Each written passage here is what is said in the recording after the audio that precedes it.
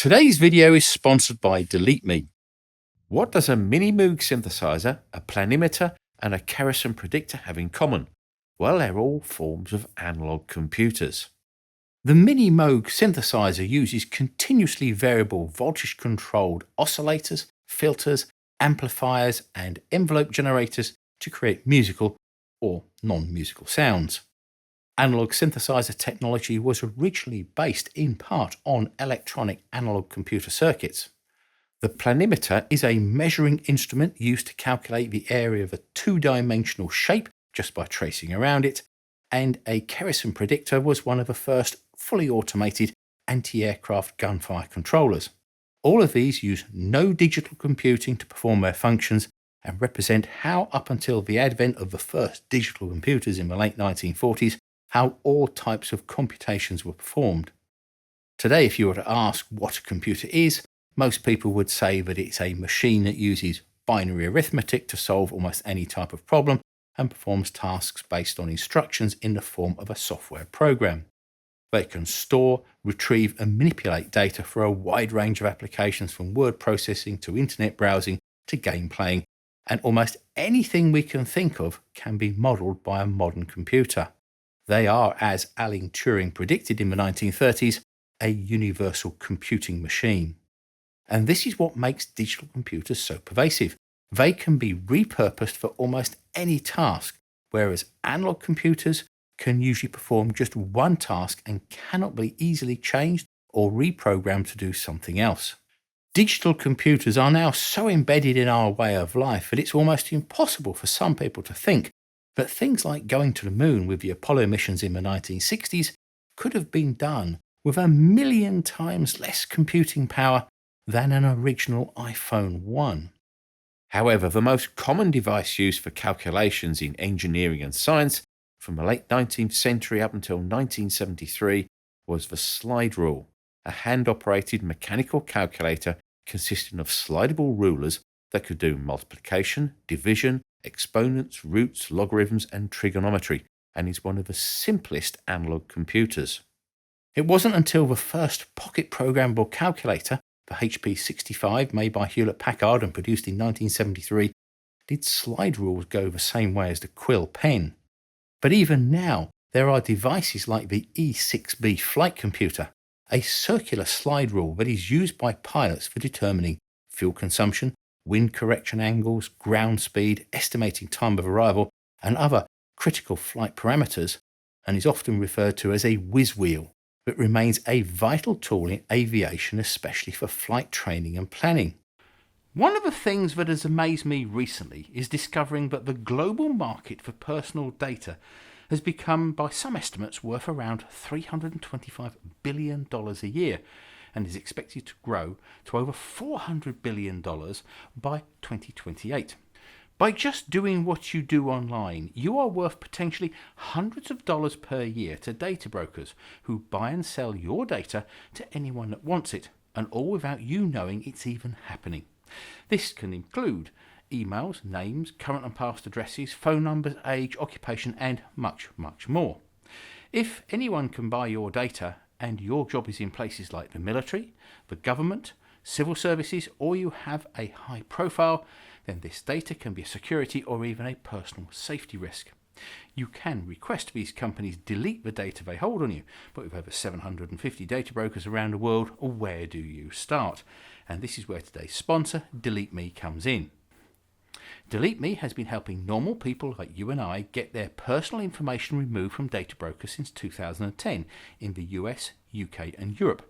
Delete Me is simple to use. You just select the plan you want, fill in the online application, and Delete Me will contact hundreds of data brokers to remove you from their lists.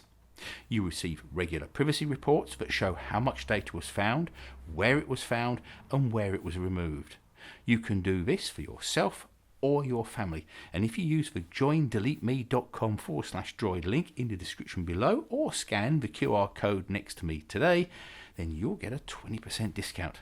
So if you value your privacy, I suggest you check them out. But mechanical devices using gears that perform calculations predicting the movement of the moon and the stars into the future were developed in the time of the ancient Greeks over 2,000 years ago.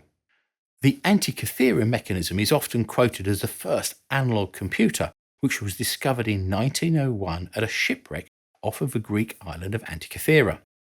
In 2005, using X-ray scans, a team from Cardiff University were able to determine that the mechanism had 37 meshing bronze gears that allowed it to follow the movements of the moon and sun through the zodiac to predict eclipses and even the irregular orbit of the moon.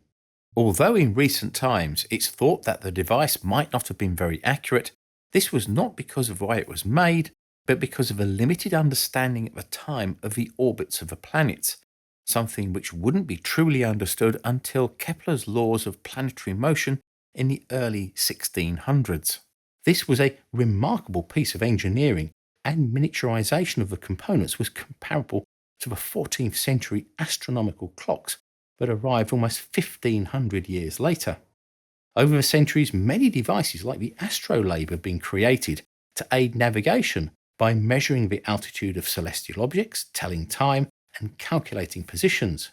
The orrery is a mechanical model of the solar system that illustrates or predicts the relative positions and motions of planets and moons.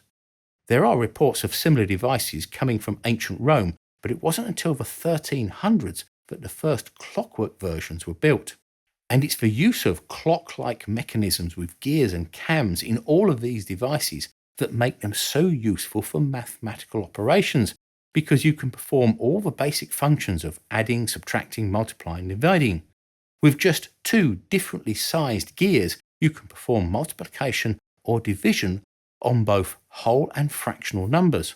When combined, these can do many other mathematical functions, which was best illustrated by Charles Babbage's difference engine, which was designed in the 1820s.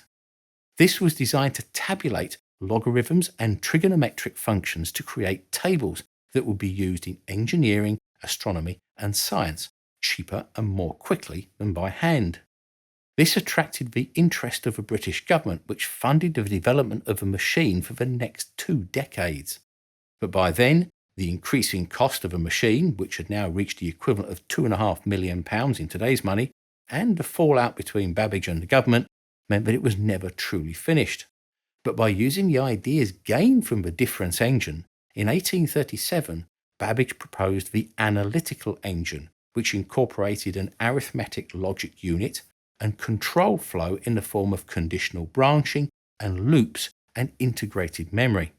This would make it the first design for a general-purpose computer that could be described as Turing complete, basically the same type of design as our modern computers have now. Babbage was unable to complete the construction of any of the engines due to conflicts with his chief engineer and inadequate funding. It would not be until 1941 that Konrad Zuse would build the world's first general-purpose computer, the Z3, based on the same principles as the analytical engine from nearly 100 years before. By then, the world was at war and advances in computing became a national priority for all sides. Even before the war, analog computers had been developed by navies to create naval gun fire control systems and could be used to aim naval guns at moving targets to allow for the speed and distance of a target, be that a surface ship, a land-based target, or an aircraft. They could also allow for the surface wind velocity, pitch and roll of the firing ship, powder magazine temperature, and drift of rifle projectiles. By the end of World War II, the British Royal Navy and the US Navy had perfected radar, and when used with the fire control system, they created the world's first blind fire control system that could work at night and in times of poor or no visibility. With the advancement of military aviation and long-range bombers, analog computers were integrated into fire control systems of anti-aircraft guns. With increased miniaturization of electromechanical components, the Boeing B-29 Superfortress was the first aircraft to use computer-controlled gun turrets to both aim and fire the guns and correct for ballistic behavior of the projectiles, the movement of the target relative to the firing aircraft, and the parallax difference from the gunner's sight to the remote control gun position several meters away. The General Electric analog computer was based on a design by Vannevar Bush of a differential analyzer which he developed at MIT between 1928 and 1931.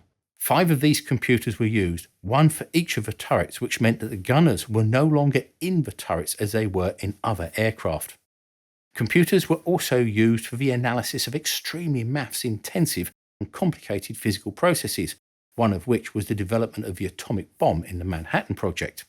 One of the things they were used for was to calculate the amount and shape of the explosive used to detonate around the plutonium core to create a uniform implosion around it and start the nuclear chain reaction leading to the explosion. The use of computers was essential as there were just too many variables to be calculated by hand and done in time to get the bomb ready.